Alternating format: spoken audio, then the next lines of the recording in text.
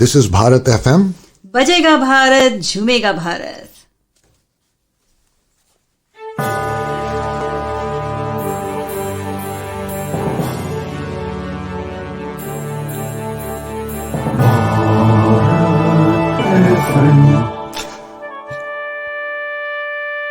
ये है भारत FM. बजेगा Bharat, झूमेगा Bharat. This is Bharat FM. बजेगा Bharat, झूमेगा Bharat.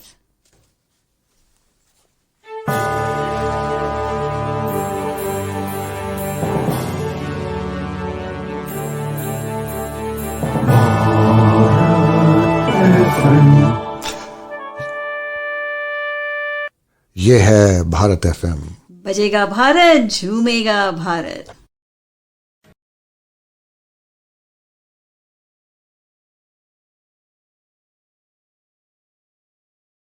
Namaskar, Sat Sri Akal, welcome and adab.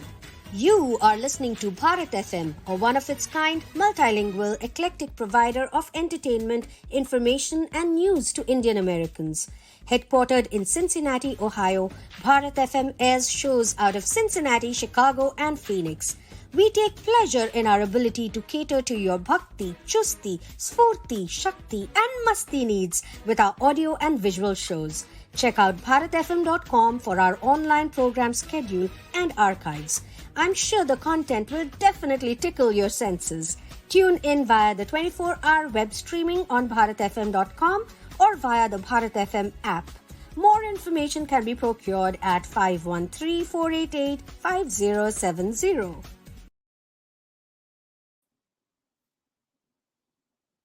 Namaskaram, namaste, good evening, good day. To all the listeners of Storytellers Cafe, I'm your host, Meera Venkatesan. Welcome to the part 2 of this special episode from the team Manini. Jyothi, Kunjoor, Anagha, Prasad, Meera Venkatesan, and Parvathy, Eswaran. The 4 dynamic ladies from the beautiful garden city of Bangalore. I hope, ladies and gentlemen, you enjoyed watching Manini as much as I did. So today we will talk to the 4 ladies about Manini a little bit, but let's start with a story. So it's my proud privilege to bring Parvathy Eswaran onto the screen, and I would request Parvathy. Welcome to Storytellers Cafe, Parvathy. So, Thank you. Could you start with a story? And what a fantastic show, Parvathy. Manini was indeed spellbinding, and I enjoyed watching it again. And I'm sure all the listeners and the viewers enjoyed it too. Remember, friends, you can always go back to YouTube and click on Manini on Storytellers Cafe and watch it in case you missed it. So, Parvathy Eswaran is a storyteller whose earlier avatar was a corporate job and who decided one fine day to become a storyteller and trained at Kathalaya at the International Academy of Storytelling and has never looked back. She's performed internationally at the Feast as well as at the National Storytelling Network conference. Parvathy, welcome back to Storytellers Cafe. The Thank stage you. is yours and go ahead with your story. Yeah. So today I was thinking, I had 2 stories in mind what to go for. But then I thought, let me go for a story which actually is children will really enjoy it. And I personally am more sort of an excited sort of a storyteller, you can say, using my. So I thought you tell this story. This is a story from Manipur. It's a folk tale from Manipur. So, in Manipur, let's go back long time ago, very long time ago, there was a forest. And near that forest, there was this village. And in that village, nearer to the last house of that village, which is near to the forest, they lived a man, a woman, and a little 2-year-old boy. And this family were breeding horses. And the horses were some of the world famous horses which were bred there.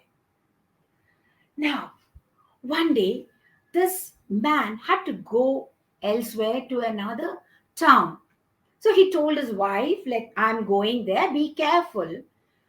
You have the forest and the wild animals coming, and there I heard that there are robbers and thieves all over the place.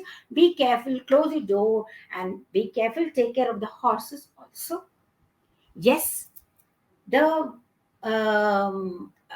man went off, and it was night. It was not very, it was actually quite dark. Maybe little light was there from the moon, which is a very, very small moon which was there. And here inside, the mother and the son were there. Now, there was this one robber who was just waiting for that one opportunity when he could steal a horse. And he had been waiting for that opportunity, and he knew he had done his homework. He knew that this place, the man was not there. Now is the right time to take a horse from there. So he crept and came, and he saw the light. They've not yet slept. Let me just be beneath that window. And he crouched there. Now, from inside the big forest came the tiger. He came and he wanted to have horse meat. He had been planning to have horse meat for quite some time, and he crouched and he crouched, and he saw this light, and he crouched under that window and waited for the lights to go when he could take a horse and have his sumptuous dinner. He was actually very near that robber. That robber didn't see the tiger, and the tiger didn't smell the man. He was only smelling his horses. And inside this house, the boy was crying. The mother said, "Stop crying." "Oh, no." He went on crying. Mother said, "If you don't stop crying, the robber is going to come and catch you." And the robber was sitting there. He said, yeah, now he's going to stop crying and go to sleep. Of course, who's not afraid of a robber? But this boy didn't stop crying. He went on crying. And this, listen, if you don't stop crying, the tiger is going to come and catch you and take you. The tiger sitting there was thinking, he's going. Who's not afraid of the tiger? And the boy didn't stop crying, said the mother. And that is the time little rain was just drops they were. And on the roof, it was sounding tap, tap, tap, tap, tap. And mother said, "Listen, if you don't stop crying, Tapta is going to come and catch you." The boy stopped crying, and the mother took him to bed. And here the robber heard, he's not afraid of the tiger, he's not afraid of the robber, he seems to be afraid of another thing called Tapta. This Tapta must be really, really, really scary. So did the tiger think, what is this Tapta? Something new? Some new big animal is coming. I think I better run from here.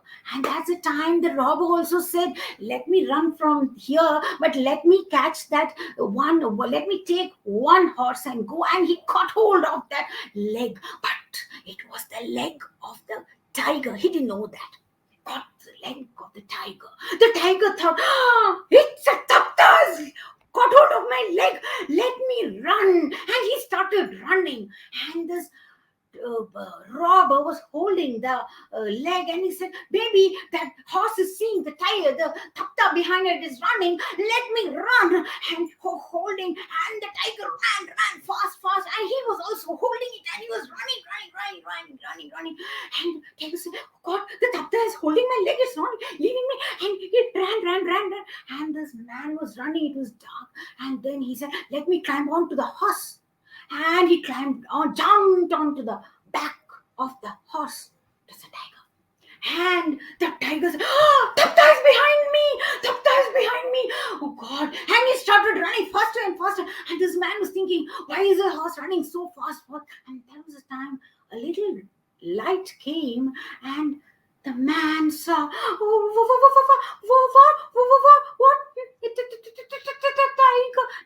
Tiger. I'm on a tiger.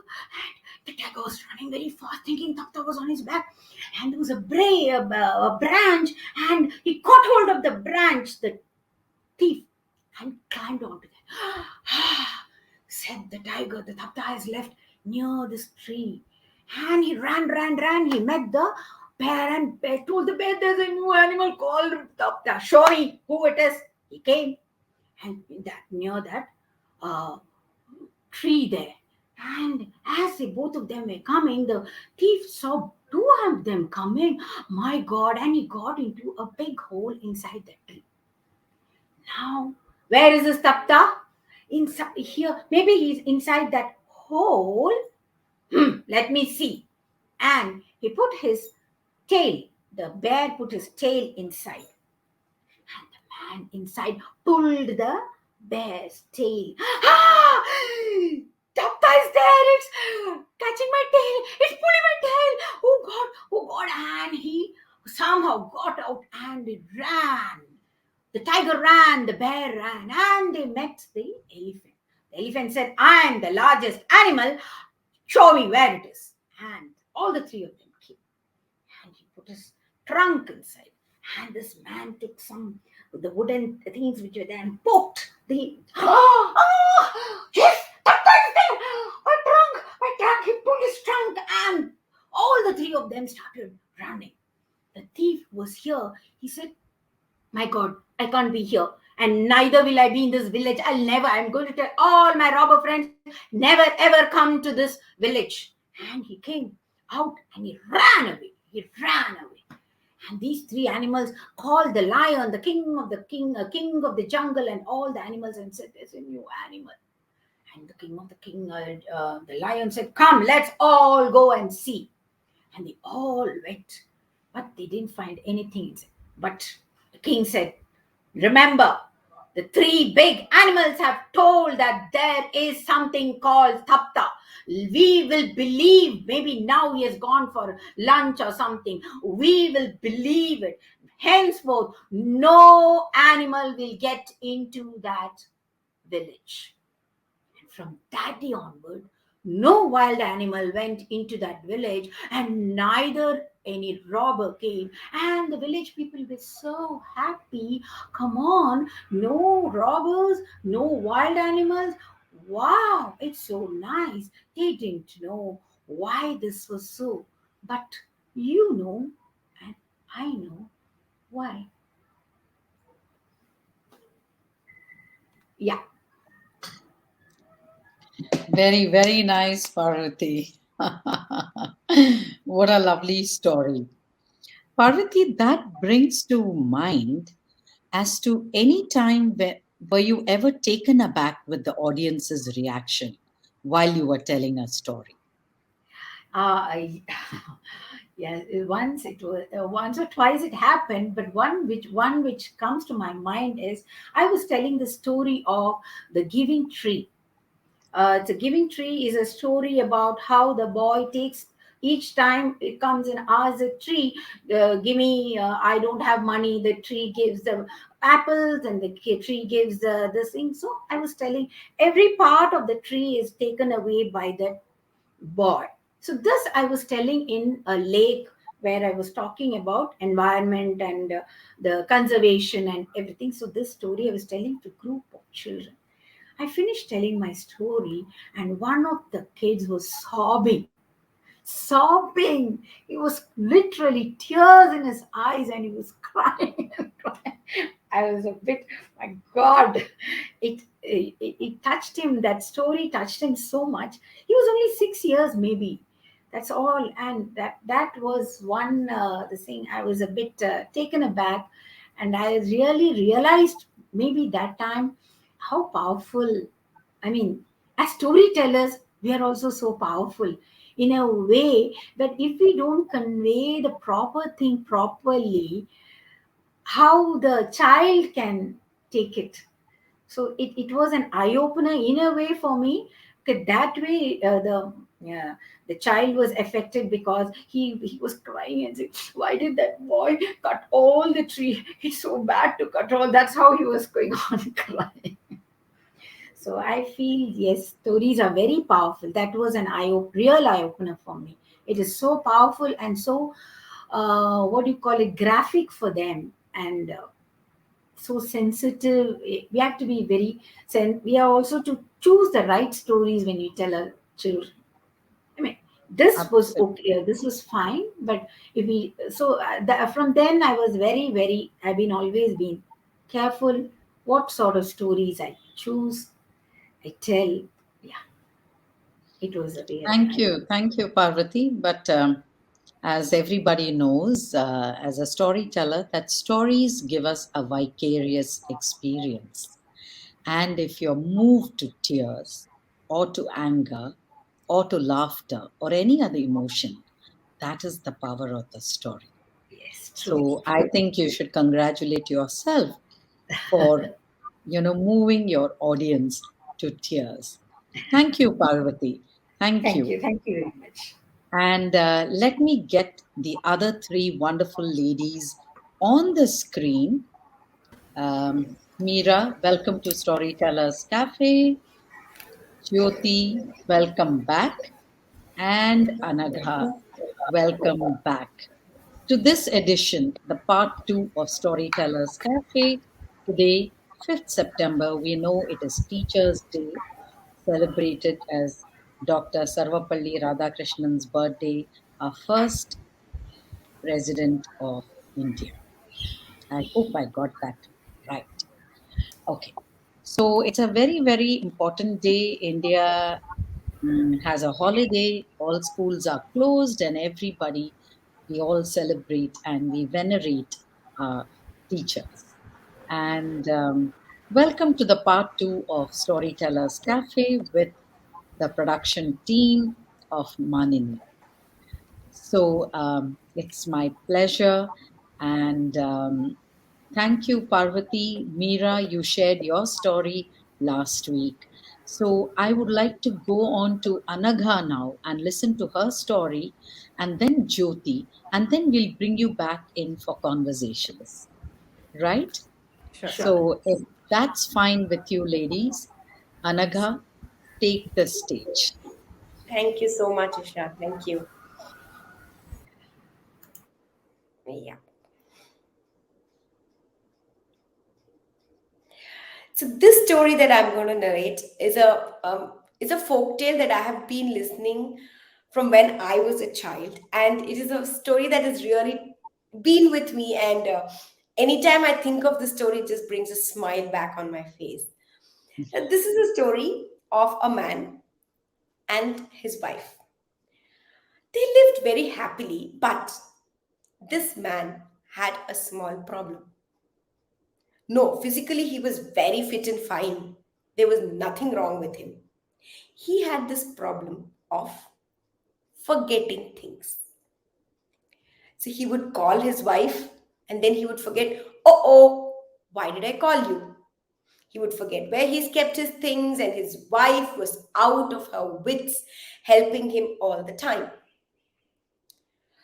Once, what happened? He had to travel to another village because his friend had called him for lunch, his childhood friend, and he was very excited.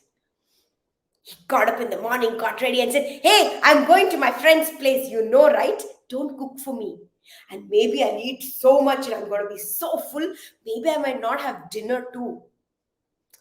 Okay, I shall not cook. I shall make something simple for myself and relax the whole day, said his wife. Said, okay, bye. Be careful. Remember that you have to come back home.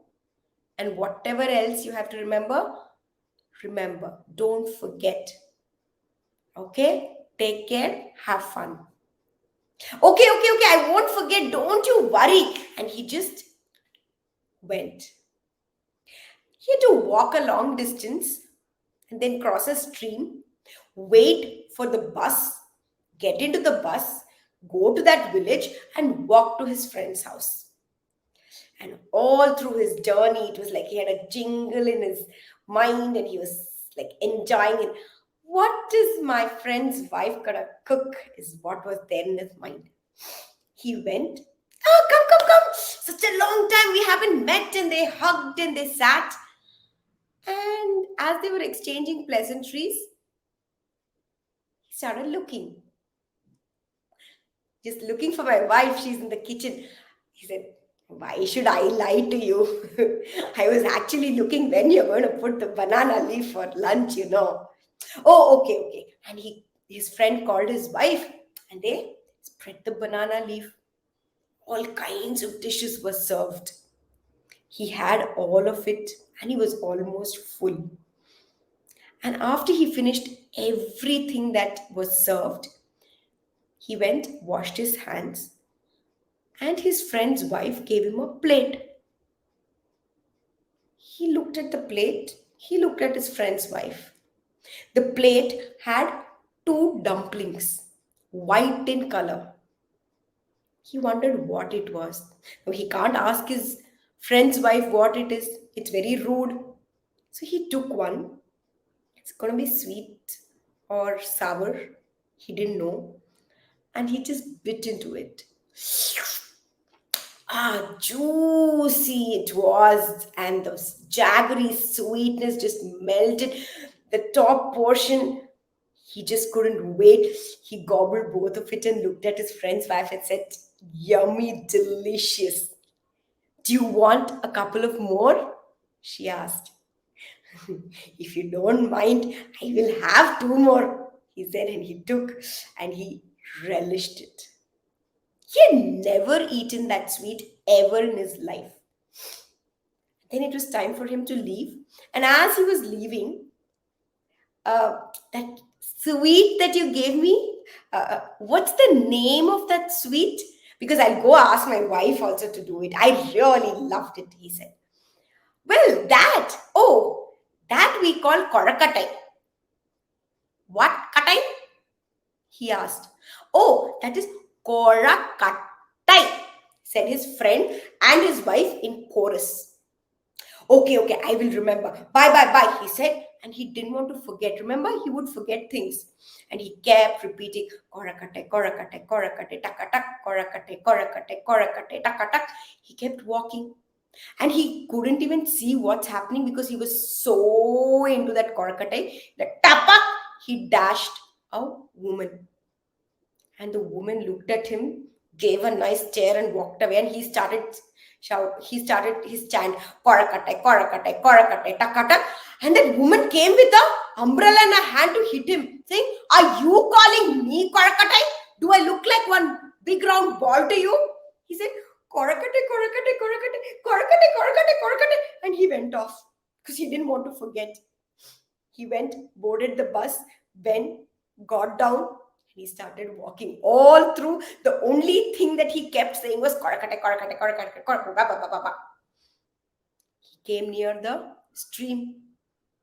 He took 2 steps back and he ran and he jumped and he wanted to cross the stream, saying korakate, korakate, korakate. Tabak! He fell on the inside the stream.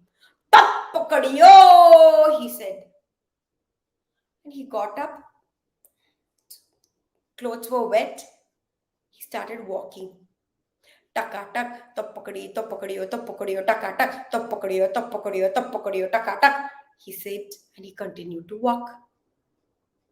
He went, knocked his House door. What's the problem? Why are you knocking? Oh my God, can't you just knock once? And she opened the door. Tapakadiyo, tapakadiyo, tapakadiyo, takatak. What are you saying? How is the journey? Are you okay? Why are your clothes wet? Are you hurt? Tapakadiyo, tapakadiyo, tapakadiyo, takatak.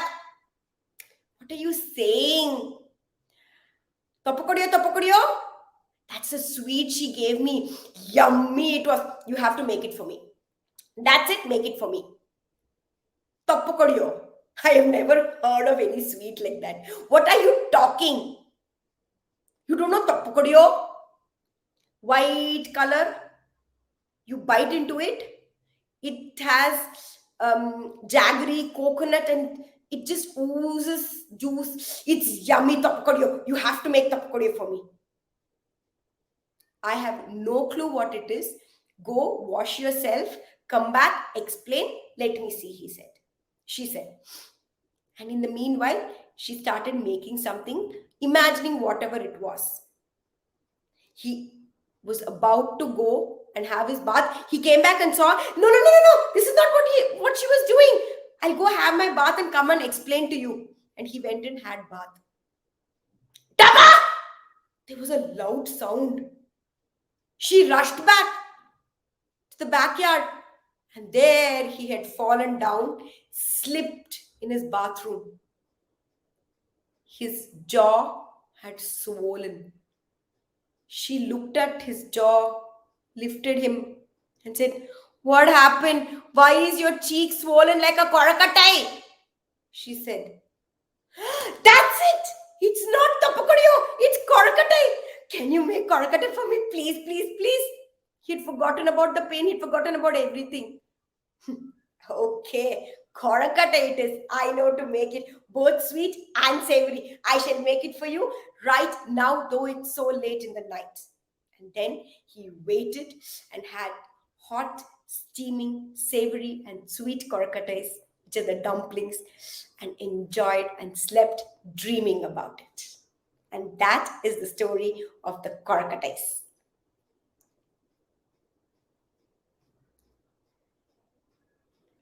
Usha, you are muted. Yummy Korakatais reminds me of the song Amma Amma Korakatiki Kannu Undodi Yeah. Mooku Undodi. And Karadi Tales popularized the story about these momos, filled with jaggery and coconut oozing with the coconut juice and flavored with cardamom. Yummy. So we all love Korkatais. What a lovely story. Thank you, Anagha. Thank you so much for that wonderful story. And indeed, like you said, bringing a smile on our lips. Thank you. And it's also very difficult to pronounce Korakatai. Only Yeah. South Indians can do it. You have to get the ra, ra, ra. So Yeah. try that, others. I hope you enjoyed listening to Anaga's story as much as I did. So sit back, friends. You're listening to Storytellers Cafe with the wonderful team of Manini. And if you have already seen Manini on the 30th, on the occasion of Janmashtami, then we will be talking to the team about it. If you haven't, don't worry, don't fret. You can go back to YouTube or Bharat FM Facebook page and do watch it. And please do write to us and tell us about your comments. At Storytellers Cafe, we would love to hear your comments. And I'm your host, Usha Venkatraman.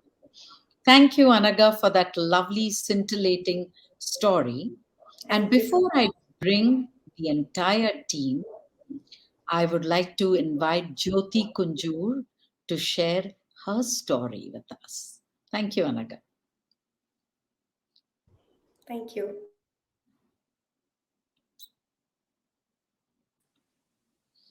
Jyothi, welcome back to Storytellers Cafe.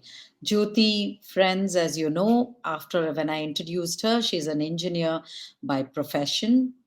And if I'm not mistaken, Jyothi, you're also a singer, right? Yes, I sing. I don't know whether I should call myself a singer, but yes, I enjoy singing. I enjoy whistling as well, Usha. So I Lovely. try to integrate these in my storytelling, and I hope you enjoy the story that I have planned for you today. Before you, turn off your video, I just want to tell you, a quote I read recently, and that really, touched me. It's by Rumi, and it goes like this: "The flute is totally empty. It is the breath that flows through, sings and dances.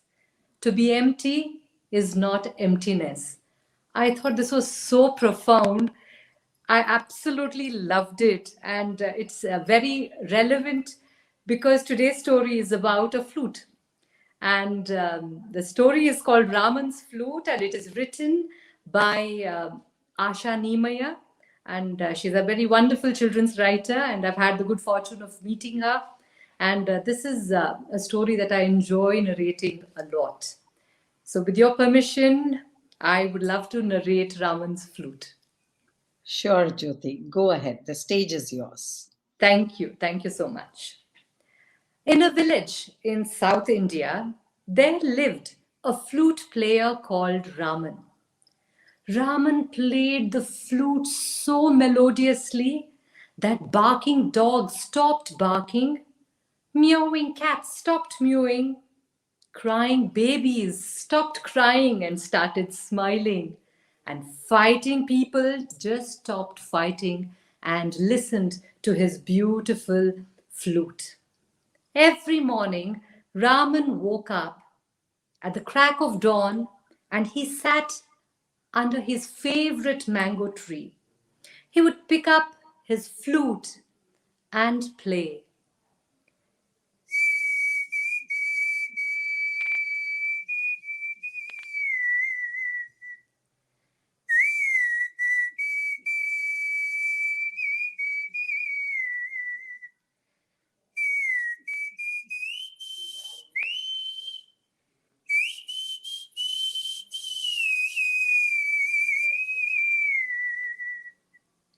What a lovely way to begin the day, the people of the village would say.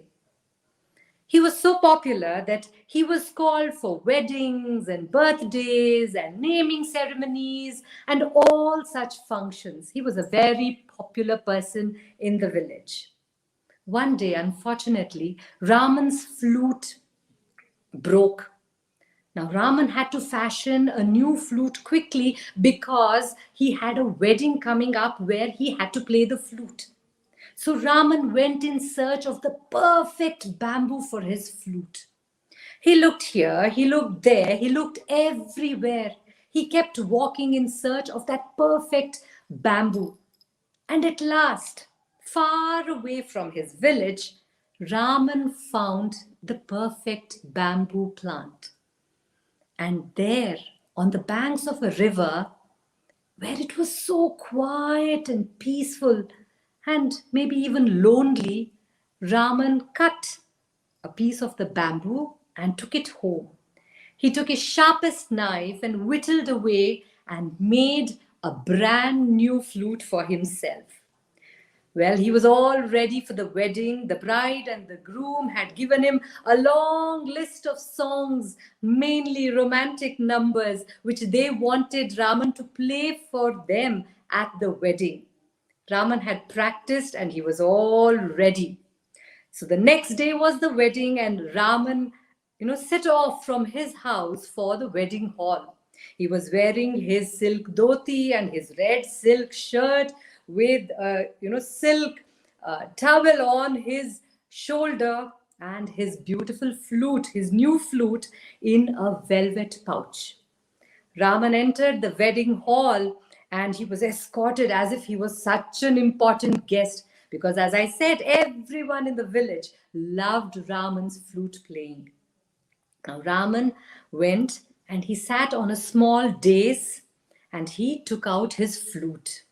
Everyone was waiting for Rahman to play. You see, as the first song, the bride and groom had asked for a romantic number from Ashki 2, and he had prepared for that very well. he picked up his flute and began playing.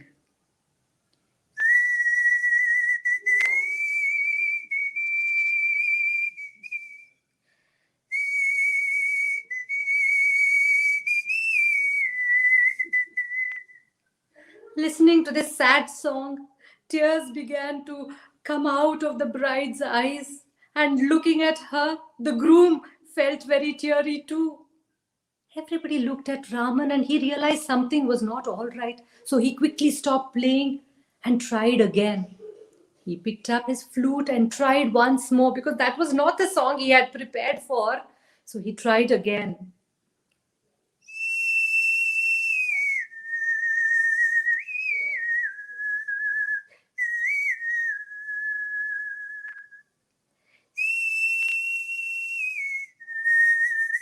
By now, every single guest at the wedding was so teary-eyed. Some of them dabbed their cheeks with handkerchiefs. Even the pujari was crying. One of the wedding guests had some sense in his head and said, Rahman, what are you doing? Why are you making everyone cry? This is not a funeral. This is a wedding. Please leave immediately. Rahman was so sad. He had come all ready to have a nice uta, sapad. But here he was going back empty-handed. No uta, no money, nothing. Rahman realized that his flute had played a sad tune because he had picked out the bamboo from a place that was very quiet and sad. So he now looked once more for another piece of bamboo. He looked here, he looked there, he looked everywhere, and at last he chanced upon a lovely bamboo tree in the village itself near the village well. Now, this was the favorite haunt of all the ladies. They would come and they would gossip and chat, and their brass pots would cling and clang and make it so noisy. So, all in all, this was such a noisy place, but that bamboo was perfect. So Rahman took a piece of the bamboo, he went home and he whittled away and he made another flute. A few days later was the 100th birthday of the oldest man of that village. Everyone called him Tata. Now Tata was a very religious man and he had specifically requested Rahman to play Tyagaraja Kritis. You know, the Pancharatna Kritis was what he wanted our Rahman to play. So Rahman had practiced very, very well. They are not easy, but he had practiced so well. So he was confident that he would be able to play those kritis beautifully.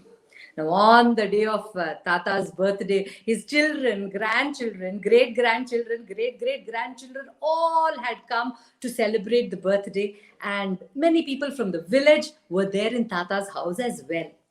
When Rahman reached Tata's house, he was greeted with great respect. And, he sat in front of Tata. He bowed to Tata, took out his flute and kept it here.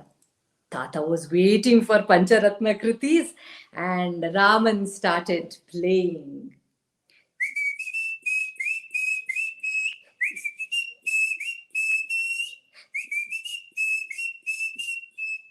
Tata was looking livid. He said, Rahman, what is this? I had asked for Pancharatna Kriti and what is this tapang song you're playing? You better play properly. Poor Rahman, what could he do? He picked up the flute again and prayed to God that he would be able to play properly this time. And the second time he picked up, this is what came out of his flute.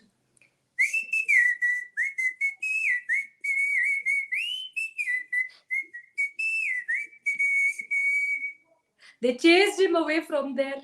Poor Rahman, he didn't know what to do. Why was his flute behaving like this? He thought about it and then realized that he needed to choose a bamboo from a place that was happy. So he looked everywhere, but nothing. He didn't find a proper bamboo plant which was growing in a happy place. So he was sitting on the steps of the village school wondering what to do when he heard a lot of laughter. Children were playing in the playground And that is when he realized that in the corner there was a small bamboo grove. And he was sure that this bamboo plant would be the right one for his flute. So he cut out a piece, took it home, and he whittled it and made it into a lovely flute. The next day was the naming ceremony of a little baby boy. The parents had decided to call the baby Hari. Now, Raman had practiced a lot of songs which would make the baby and the guests happy, and he just hoped and prayed that this time the right song would come out. Raman reached the house and he was welcomed in. And the baby, as is the case with babies, was crying at the top of its voice. But everybody looked at Raman expectantly because that's what he did. Crying baby stopped crying when he played the flute. So Raman picked up his flute, prayed to Lord Krishna, and started playing.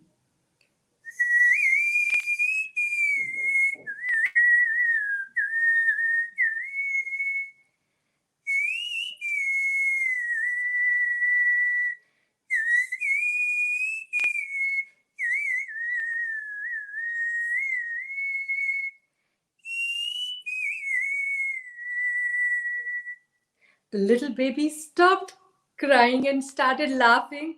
His parents started laughing. All the gathered guests started laughing.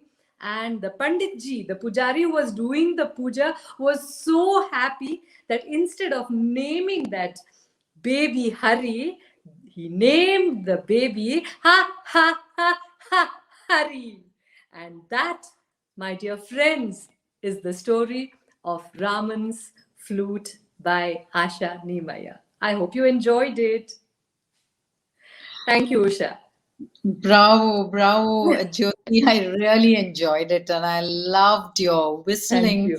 the Thank you. flute. Krishnani Begani Baro. Beautiful. Finally, Raman cracked it. Raman cracked. Got the right Usha, I song. must tell you, when I told this story once, somebody said, why was he called Raman? He should have been called Krishnan. Then he would have been able to play it without any problem. And I thought, yeah, that's true. Absolutely. But what's in a name? Rama or Yes, Krishna, they're all one, right? absolutely. Absolutely. Jyoti, before I let you go, Mhm. wanted to ask Mhm. you any Yeah. unique experience in your storytelling journey that you would like to, that you can never forget. Would you like to share Sure. it briefly with us? Definitely. So, Usha, in 2018 and 2019, in the month of May, I went on a storytelling tour of about 30 to 35 villages all over Karnataka. I have never experienced something like that. You know, going from village to village to village, narrating stories at the hippocampus learning centers. And each place was a unique experience. In one place, I had monkeys along with people listening to my stories. In another place, there was no audience at all. So they had to actually drum people, go gather people and say that there's someone come to tell stories. So it was a very humbling experience. But once they came, sitting on somebody's porch and telling the story, it was a surreal experience. And I told you it was the month of May, and there were places where there was no fan. So it was so hot. But once the storytelling started, it was as if my audience and I forgot about the heat and just enjoyed and lost ourselves in the land of stories. And what made this experience very unique was that my daughter came along with me. So we both got a lovely opportunity to see rural Karnataka, which I know I will never go back to those villages, Usha. I don't think I'll ever go back. Very obscure villages, but the love and affection of the villagers was something I really treasured, and it was such a wonderful experience. That's such a unique experience that I had. Yeah. Thank you. What a wonderful, wonderful, indeed surreal. So, Jyoti, do Yeah. you tell stories in Kannada as well? Yes, so that is also I do tell stories in Kannada, though I'm more comfortable in English. And so I had prepared stories in English because that was what I was asked to do. But when I reached there, I realized that most of them couldn't follow. So then I had to immediately switch to Kannada. So that also taught me how important as a storyteller it is for us to be very flexible. So that was a good lesson in flexibility for me as well. So yes, I do narrate in Kannada also. Thank Yeah, you. sure. Thank you. So, friends, you were listening to Jyothi Kunjoor tell us that wonderful story about Raman's flute. And now, let me have the pleasure of bringing onto the screen Meera Venkatesan. Meera, welcome back to Storytellers Cafe. We had so much fun listening to your Sufi tale last weekend. And after partaking or listening or watching Manini, I think our viewers would like to know a little more about Manini. But before we go to Manini, I would like to ask you, as a storyteller, what do you feel is the difference between working as a group and alone? That's actually such a interesting question, Usha, because I always used to think for the longest period of time that as a storyteller, you're a sort of solo worker kind of thing. You are there, your audience is there, so that's it, right?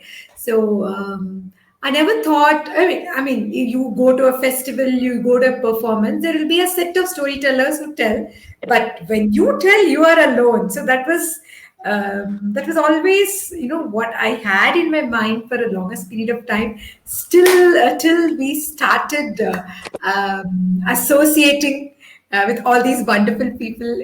I think it was I was really lucky that this opportunity came by, because it is not just about separate telling stories separately. The energy that comes through is so amazing. So you sort of feed off on each other's energy and the preparation, both the preparation and then the presentation. So, for example, when we did some role plays in Tatastu, one of the earlier storytelling, so we had a role play, which was one of the items.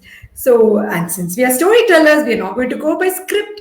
So it almost came out to every time we did it, we would say something different, we would do something different, and it had really the audience in splits. So that definitely was not something that could have come out solo. And of course, with Manini, I think that synergy was superb. The way we all worked together. And I think more than all that, it also gives a lot of perspectives, right? So I am always looking at it from one perspective, or but with so many people, it just makes it more richer. So I'm sure that there are. I do enjoy telling alone also, but with the group of like-minded people, I'm sure that it just the fun just explodes for the storyteller. Is what I feel. I couldn't agree with you more. I completely, because you feed off each other's creativity, and it also pushes you, you kind of break that glass barrier, and then you may even surprise yourself because of that. Whether you want to call it competitiveness or just wanting to explore further, it happens. Yes, thank you for answering that. And my pleasure to invite Anagha onto the screen and bring Parvathy Eswaran back onto the studios. Congratulations, ladies, for the wonderful, wonderful production, Manini. Thank you so Um, Thank you. no, thank you for putting up such a beautiful production. Now that we have all seen it on the occasion of, Janmashtami, I would like to ask each one of you to answer this question. How did you get around to choosing your story for Manini?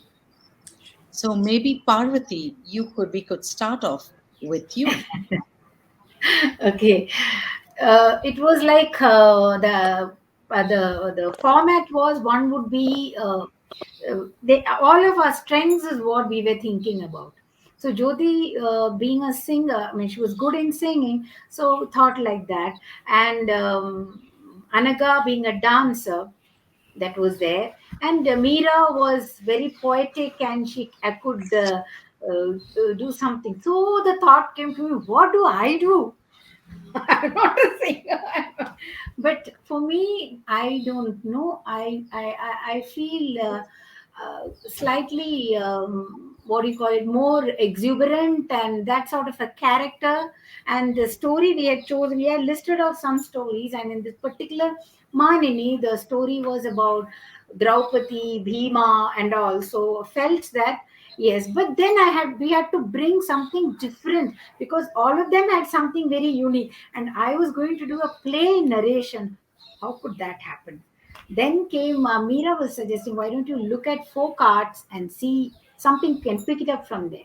That is how we looked at not Totandulal, what was that? Um, Chakyar Kut. The Chakyar Kuthu, it talks about contemporary what's happening then and the story also. That's how it back and forth it comes. So that idea we just picked it up. That's all. That idea picked up, and that's how that story came in, where I was able to tell something which is actually happening and connected. Then go back to the story and had the drum also to add to it. I think that's how. Okay. Yeah. Thank For you. me. Thank you, Parvathy. Can we have you, Anagha? Tell us about how did you choose your intervention in Yes. Manini?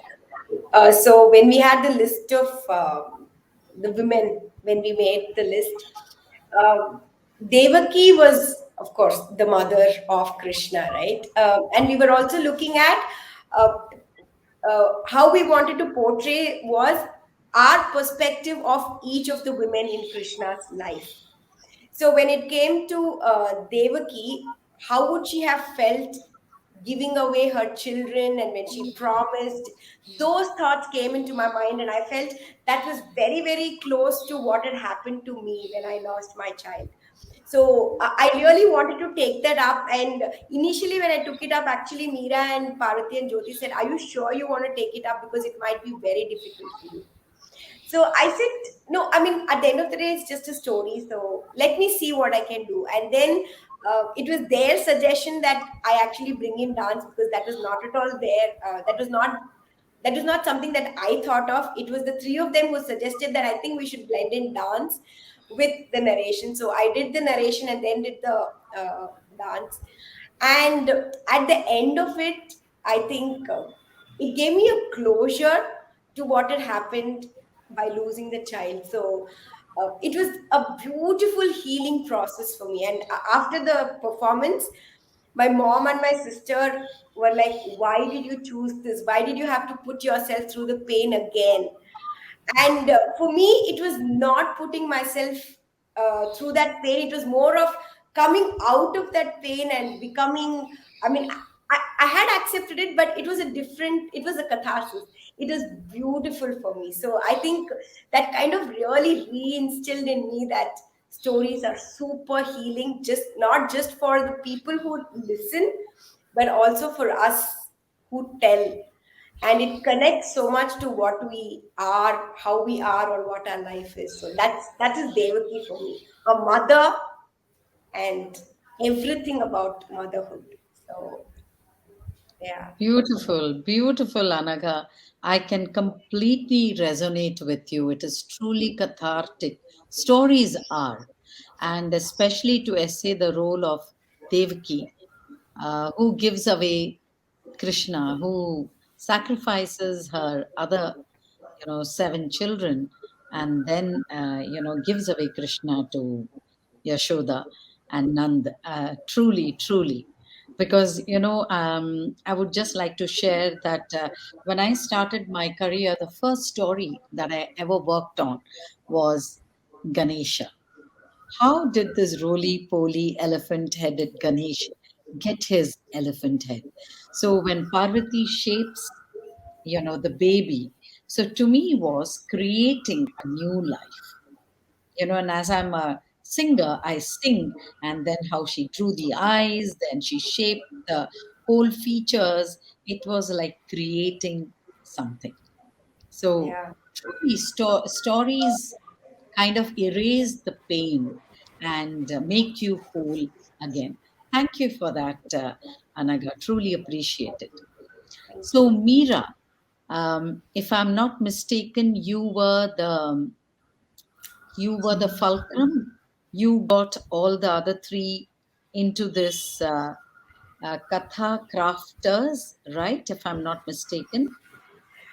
Can you tell us about your intervention in Manini, and also how did the four of you kind of come together?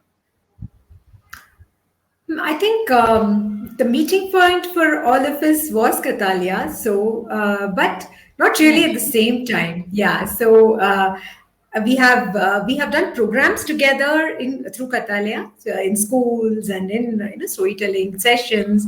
So I think we met each other at different points of time. And then we did some things together, and it was just organic thing was happening like that. But with this, with Maanini, that was a time we four worked together for the first time as a team, all the four of us together. So, yeah. So I think for me, Manini was. I don't know. In a way, it was a very much. I think for each of us, right? It was a part of. It was a part of us. So that maybe that's why there was something that extra special layer that came over it. That that every single story in that was something so special. That is something that we wanted to convey in our own way. Yeah. So with Gandhari, I would say that even probably now that you asked the question, I realized it. I was thinking about it. Long back, there was a serial called Bharate Coach by Shyam Benegal. I was a diehard fan. In one of the episodes on Mahabharata, he talks about the aftermath of the war, and I have never been able to forget that particular picturization. It struck me that that is not something we talk about often. Of course it is there in Mahabharata, of course Gandhari Vilapam is a part of Mahabharata, everything is true, but it's not something we pay attention to, right?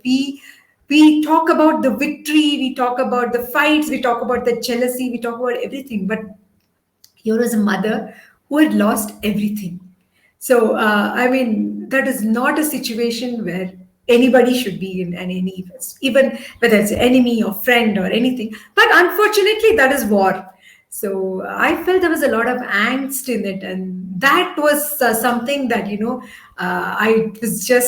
I just wanted to bring that her feelings as a mother here, as someone who had lost everything to a war which she didn't have any stake in at the end of it, right? It was not that her life changed drastically because of that. So that was Gandhari for me. Thank you. Thank you for that. Yes, Gandhari was, I don't know whether to call her Pativrata. She did blindfold herself, and wanted to experience what it is to be blind like her husband. And, such strong women in our epics, you know. Yeah. I don't want to say role model, but definitely one can model yourself after such powerful women or take pointers from them. Thank you, Meera. Thank you for that. And Jyothi, what about your intervention in Manini? Usha, it's always fascinated me that though Krishna was not married to Radha, he's always remembered as Radha Krishna. And to me, that is one aspect of our forefathers or our ancestors that is so fascinating, because you can't imagine something like that being glorified in today's day and age. Yet, in that time, it was completely accepted. And it's such a beautiful love story, if I can call it. It's so pure, and there's something magical about Krishna's love for Radha and Radha's love for Krishna. And I somehow felt that that story would also lend itself beautifully to music, which is why I chose the story of Radha and her love for Krishna, and how he was dependent on her as well. So we only think of it as Radha, wanting to be with Krishna, but that's not true. Krishna also was equally dependent on her and loved and respected her. So we wanted to bring this aspect out, which is why I chose the story of Radha for Manini. Thank you. Yes, the eternal love story, Yes. Radha and Krishna. Yes, I think a divine love, it's Yes. a love which transcends the mere physical. It is Yes. something surreal, something not palpable, but Yes. yet one can feel it embracing you, Yes. completely. Yeah. Thank you for that beautiful production, Manini.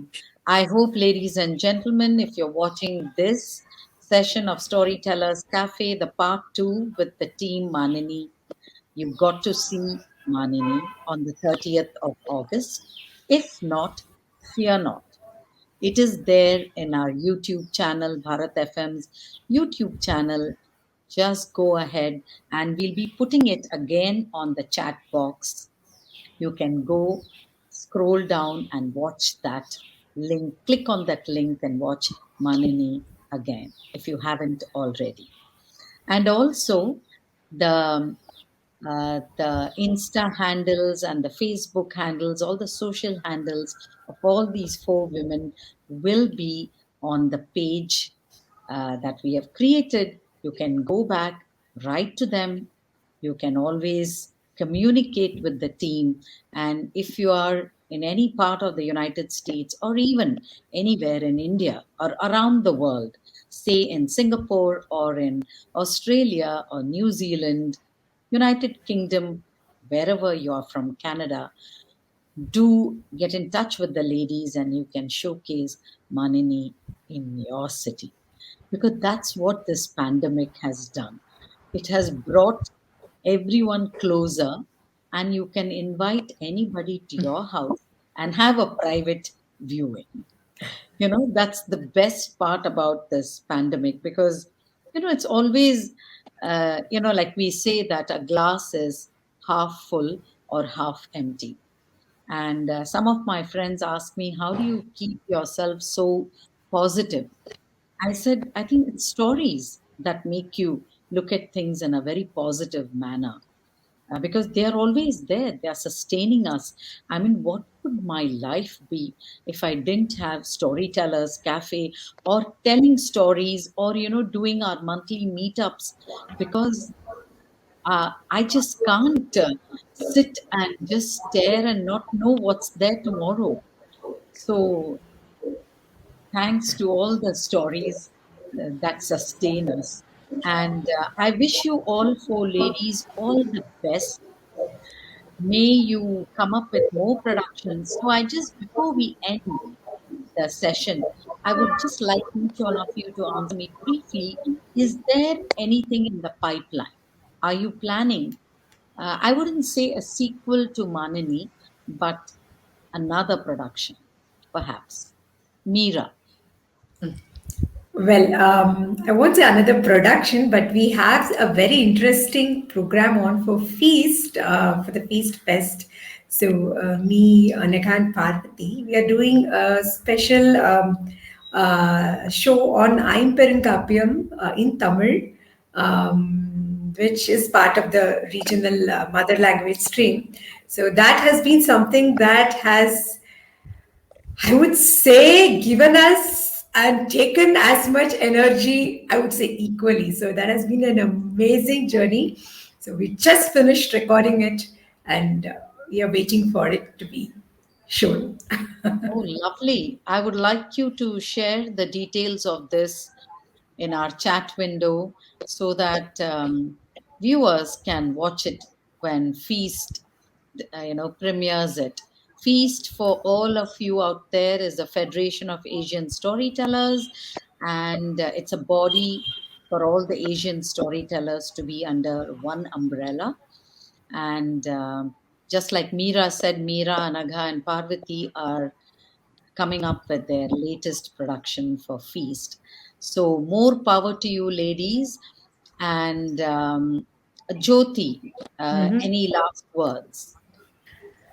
You know, at the beginning, Meera said that we had planned Manini for Women's Day, but that didn't materialize. So we've been thinking of having something for Women's Day, and that has been on our mind. So I hope that at least for the next Women's Day, we have something solid in place and we can play it for all the wonderful women and men out there. And I hope all of you will enjoy it as well. Sure, sure. I wish you all the best. Thank you. Thank you. Parvati, Parvati, last words. It has been a wonderful journey, I should say. uh, didn't expect my storytelling journey to be so good, to be very frank. I started off very late. I mean, I was not in the storytelling this thing, and the thought also was never there in my mind that one day I'll be a storyteller. It actually, people were amused when I said, my family, what storyteller, what sort of thing. Now sort of they, wow, doing something really good. So for me also it's a wow factor. For my people also it's a wow factor. Yeah, it's a wonderful journey. Enjoying. Thank you, Parvati. Wishing you all the best. All the Thank best you. in this Thank you, wonderful. Usha, for this wonderful Yes. opportunity Thank you. to showcasing our Manini and interviewing all of us. I Thank think you. thanks a lot. Not at all. That's the USP of Storytellers Cafe, right? To promote Indian tellers to the global Indian diaspora. It started off that way. But then now we've completed more than a year, and I find that there are so many storytellers Yes. in India. And who would promote them? Somebody has to, right? Their stories need to be told too. So if not Storytellers Cafe, then who then? Who else?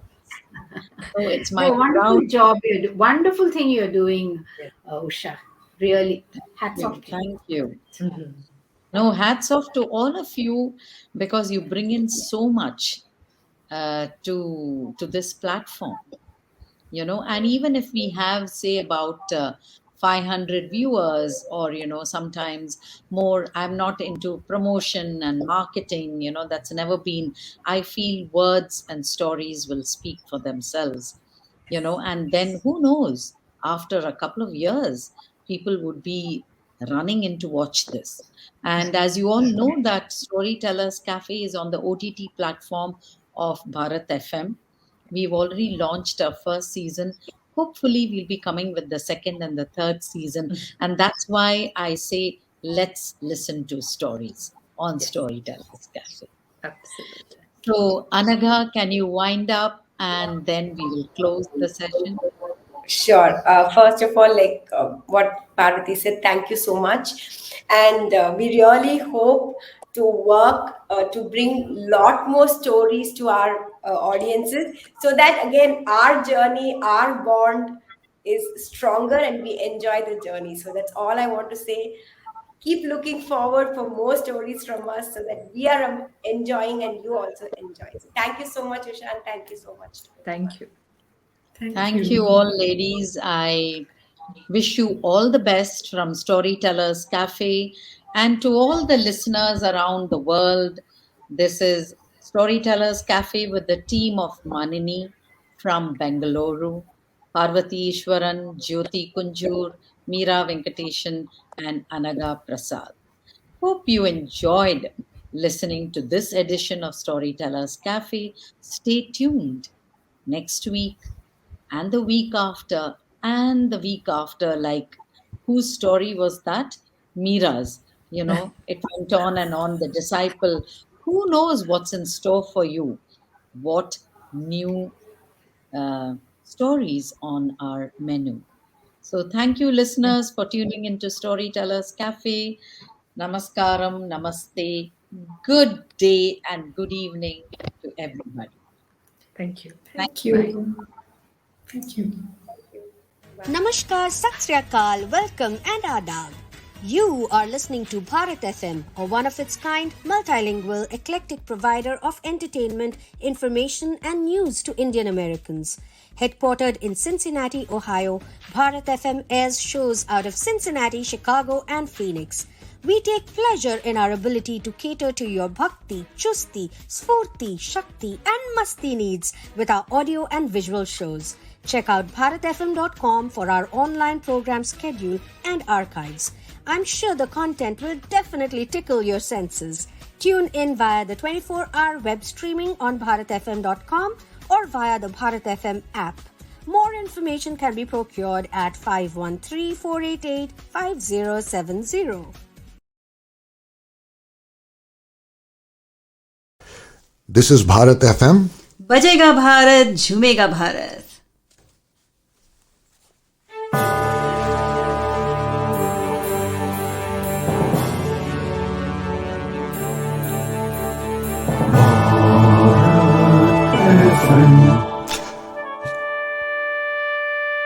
ये है Bharat FM. बजेगा भारत झूमेगा भारत.